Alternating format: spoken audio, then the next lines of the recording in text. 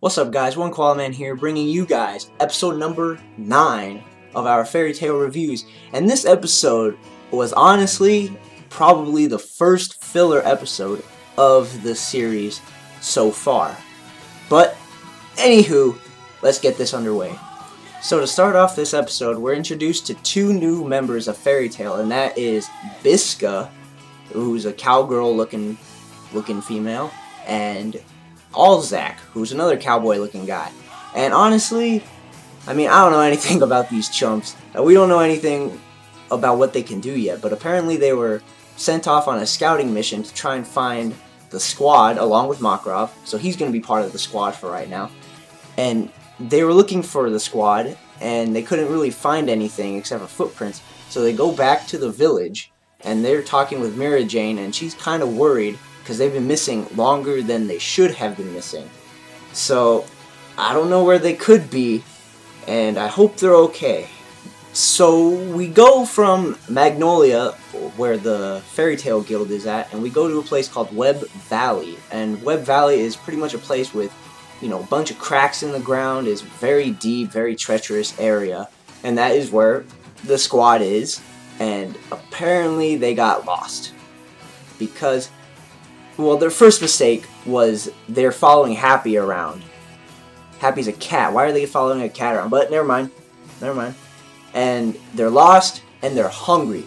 And they are not just hungry. They are starving. They are, oh man. I would hate to be them, honestly, because I love eating food. I know I'm real skinny and all that good stuff, but I just love eating. I just have a real high metabolism, and I have a feeling that it's going to catch up to me one day. I'm just going to pop out like a balloon. But hopefully that doesn't happen. But back to Fairy Tail. So yeah, they're starving, and they're trying to find food. Luckily enough, though, the squad finds a ravine, and there's a bunch of wingfish on the bottom of the ravine. And what wingfish are is that they're apparently a legendary delicacy, in the words of Happy, and apparently they taste really, really good. So what else better to do than fish, right? So they fish, and they only manage to get one wingfish, and it's too small to break up between all 6 of them, so they just decided to give it to Happy, and Happy just chows it down. And obviously whoever told Happy that it was good was obviously mistaken, because it is horrible.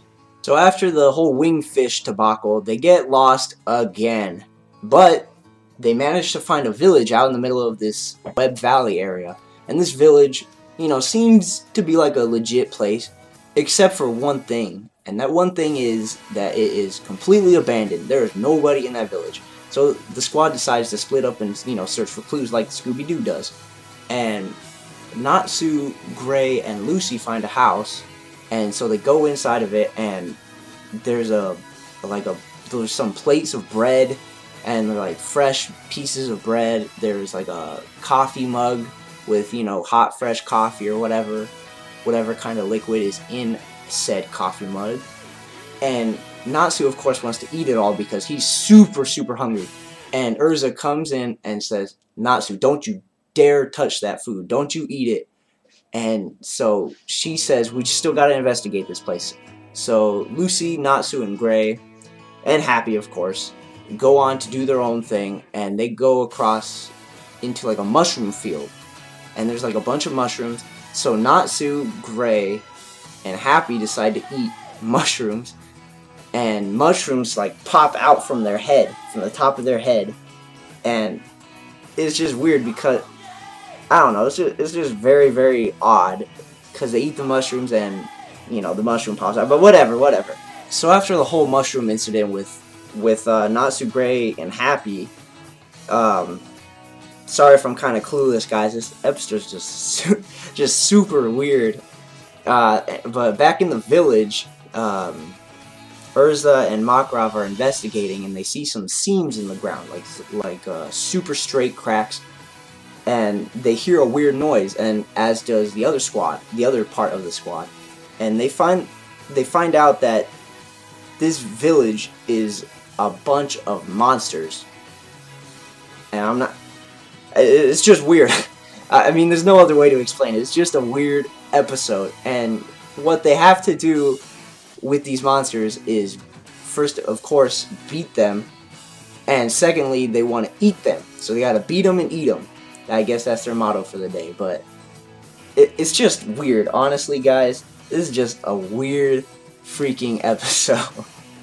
So, and then we get introduced to one of Urza's newest armor, and it's a chef armor. It's kind of like the other armor that brings out her, you know, big eyes, and it had, instead of like all the swords around her, it's just a bunch of kitchen utensils like knives, spatulas, whisks, all that good stuff. But yeah, guys, this is just a weird and funky episode, but I'm gonna get through it. I'm gonna get through this episode, guys. So they defeat all these monsters, and they eat them, of course. Well, they try to eat them, but apparently they are super gross, knowing the squad's luck so far. The monsters are super gross tasting, but more and more monsters just keep popping out, like kind of like a hydra, like when you chop off a hydra's head, more heads pop out. But in this case, the more you beat the monsters pop out of this magic circle. And I kind of forgot to mention that earlier about the magic circle, because it was just this episode, guys, oh my gosh, if you check it out, you're gonna be thinking, what is up with this episode? Because it's all over the place, honestly.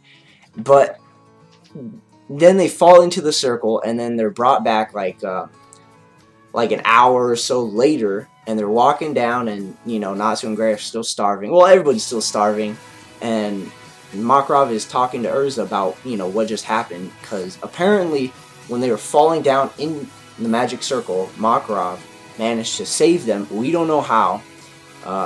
Makarov obviously doesn't explain how to Urza. He says he'll mention it to her one day. When will that one day be? Who knows, right? And turns out the villagers of that village were the monsters, because they were practicing some dark magic back in the day, and they just couldn't control themselves, and they turned into these giant monsters. But luckily they got saved and all that good stuff. Alright, guys, that ends off today's very, very odd and very all over the place episode. And if you guys enjoyed, be sure to hit that like button, hit that subscribe button, share it to your mama, share it to your mama's friends, share it to everybody you know. And the question of the day, guys, it's kind of tough to think of a question of the day with an episode that was so everywhere, so random. But I managed to figure one out right now, and it is, what is your favorite food, guys, or food place? And of course, give me a reason why. My favorite food place in Tucson, where I live, is called Huevo Canelo, and it is a Mexican restaurant, and it is the best Mexican restaurant I've been to. Forget Taco Bell, forget Chili's or whatever, forget On the Border. Huevo Canelo is amazing. They got big burritos. These suckers are like this big. They're bigger than my head. Those things are huge, and they are so good. Oh, I really go for that, but there's none near my house. But if you guys ever visit Tucson, or if you do live in Tucson, go to Huevo Canelo. It is amazing. Best Mexican food you'll ever taste. I guarantee it. But let me know down in the comments, what is your favorite food? What did you think about this episode? I honestly don't know what to think about this episode. It was, oh my goodness. But it was all over the place today. And as always, guys, keep it cool.